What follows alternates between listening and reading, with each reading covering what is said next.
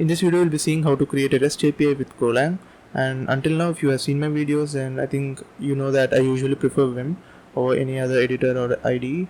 But for Golang, I needed to set things up, but still I am halfway there. So in that time, I thought, why not use VS Code with Vim to just for this project, get it away with. So from next video, I will just try to even go through the setup after completing that with Golang. So yeah, let's get started. And first I want to set the directory structure here. So with Golang, what happens is, like unlike Node.js, Golang has a specific structure which needs to be followed. It's a pattern, but it's great if you follow that. So first thing is that let's create a folder. Let's say CMD, and inside that let's create another folder. Let's say web, and inside that let's create a file, and let's say this index, or let's say server.go. So it's a go file there. And outside this directory, at the root directory, I want to create another folder. Let's name it as pkg, which means package. And I think, yeah, that's it. Yeah. So also we need, let's open the terminal here, and let's do go mod init. So it creates a new module, and I think it's good to go now. So first is that we need to give this as a package name. So this will have a package name of main. So next, and we need to import some variables we need, but VS Code does that automatically. So let's create a main function. So this would be a main function. Save that. For routing, we'll be using mux. So we have to install that in our package.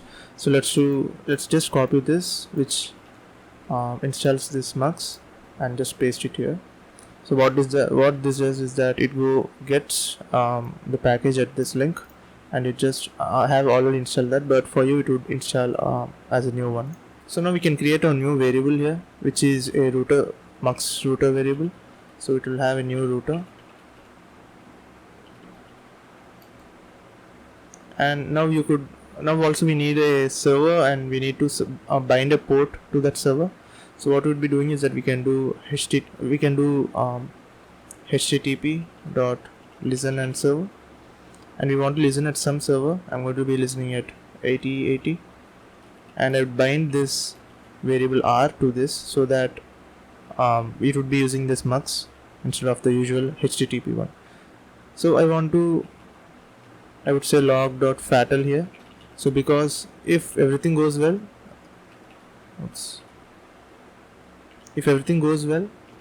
then just start the server, or else just print or stop the server right there. So if all goes well, we can just do fmt.println, we can say server at port 8080, and it will just import the package. Now we can go into package and then create a first folder actually. So we will call this handlers. We'll say handlers. Inside this handlers, we will create a file. Let's name that as handler.go. And this one we have to name. The first line would be package, and the name of the package, which will be naming it as handler. And now we can write functions which will be exported to server.go, and we can use that here. We can say uses r variable. We can say r.handlefunc. And if we hit the slash root, for example, we can say handler dot, let's say hello, and we can add a methods to this. So what this does is that we can specify which method we want to use, or which method we should allow to access this root. Let's say get for now. It's showing an error because handler does not have a say hello function. So we'll just create that. So we can create that function by saying say hello, and then that actually takes two parameters. One is the http dot response writer, and another is the reader, which is star http dot request. So now we can say just just println and hello world.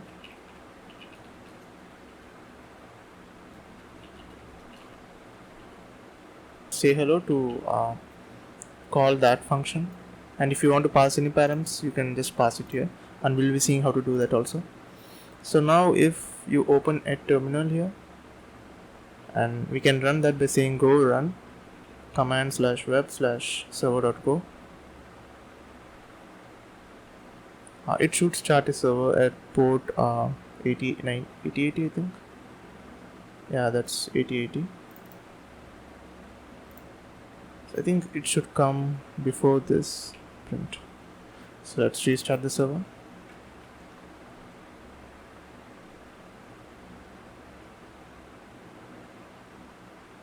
Yeah, so you can see the server is up at 8080. So let's go and start our server.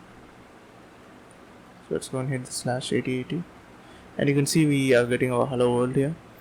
So that's a basic route. So now if you want to send any variables with this, you could just insert them here. Let's say some variable, or let's say name, which is YouTube.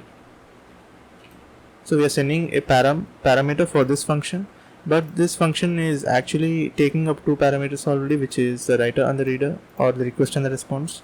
So we can do one thing, which is we can take this out of this argument list, and we can just take a variable, just say, let's say name, which is of type string, and instead we will be returning a func which then takes the thing which we have copied, which is a writer, which is http dot response writer, and the other is the reader, which is http request, which is http dot request, and you can put that in. And since we are returning this function, this is a http handler function, so this say hello will be returning a http handler function. So we'll just return that here, http dot handler func, and that's it. We can, and now instead of hello world, we can say the hello with the name. So we could say printf now, and let's say hello, and we can just insert the name here. And now let's try to run this. Let's say go run server.go, and it should start at port this 8080. And again let's refresh this, and you can see that we are getting hello YouTube here. So that's how you pass parameters to a function.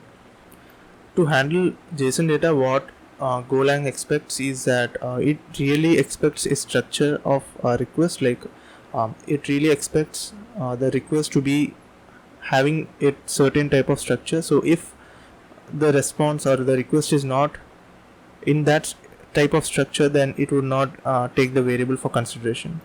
So let me explain you what that is. So let's create a structure here. Let's say type. So we are handling users now, let's say, and it's a go user. Let's name that as a struct, and that user would be having a name, let's say with capital N, and this is of type string, and here would be putting up the JSON values, which is JSON. And from what this means is that from the request we get the variable as name, but we are storing it as some other with other name here. So this might not be name, but it can be first name or last name. But what it expects from the client is that to have a parameter of name. So that's what it expects. So let's have just name here, and we also have age, which is of type int, and we can say the same. We can just say age, and that will take care of that. Let's say that, and here let's handle that with a root here. Let's create a new root, handle func. So let's say /user, and we have handler dot, let's say handle user, So it's handle user, and with methods we're going to have post, and this will changes to get. It would be having the same request and response as parameters. Let's copy paste that. Let's actually move this user to the handler. Let's just cut this and paste here, because we'll be dealing the structs here instead of the server.go. And now we have our function ready to go, and what we'll be doing is that we'll first create a variable, let's say user, which is of type go user, and now we need to use this variable. So what we'll be doing is that we'll be taking the request.body and then just inserting this user as a reference, so that whatever values, if the request has name and age, then it would take that and put it in user.name and user.age. So let's do that. To do that, we can say JSON.new decoder, and for this we'll be sending our request body to this. So what we'll be saying is r.body, and we'll be decoding this to user. So one thing that's wrong with this line of code is that we are just sending the user variable, but this decode function needs access to write to this variable, because it needs to change this variable. If the request has a field name with that, so we'll be inserting user.name as the name which is coming from the request. So for that we need to send this as a reference. So we'll just need to put an amp symbol there. So that would do. And for testing, let's just print that user here. Okay, so I think we can start the server now. Let's go run this.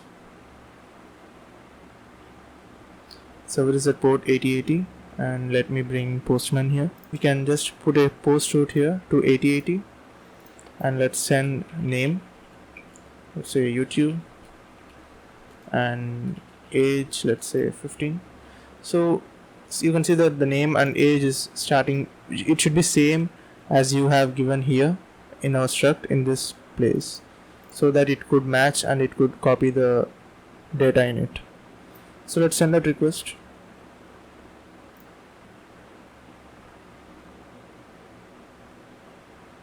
So it's not allowing me to create that method. Let me see why. Okay, we are putting up /user here for this post. So let's do that /user, and let's go see here, and you can see that we have YouTube and 15 printing up here, if you could see that.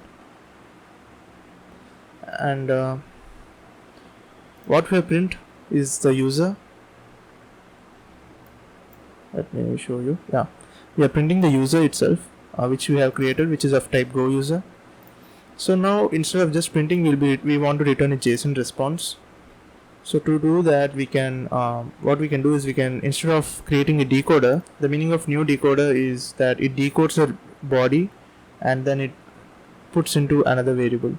So the opposite to that is encoder.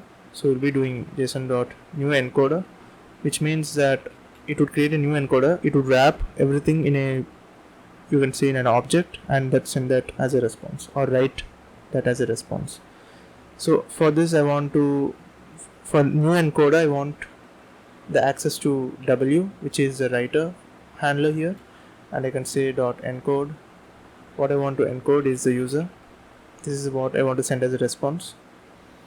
So if you save this and again try to restart the server,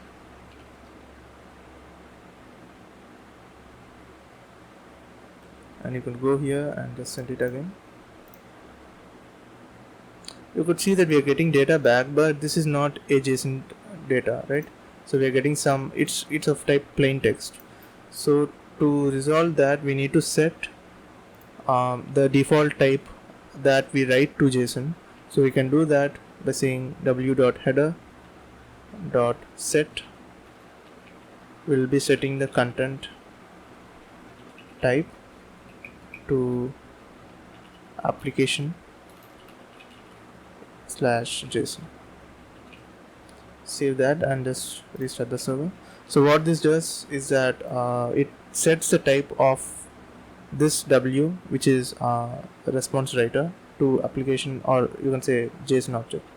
So we can go now to Postman and send the request, and you can see we can getting the JSON back this time. So this is a pure JSON object, you could see here.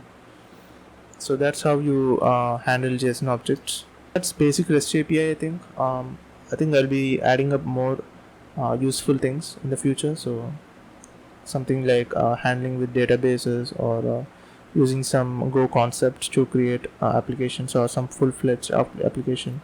Or if you need something, just put it down in the comments and I will try to make a video on that. Or you can use my website request.manojsriram.com to request a video which you want. I'll be looking into that very often, and I'll surely create a video on that. So yeah, thank you for watching, and do subscribe. Thank you.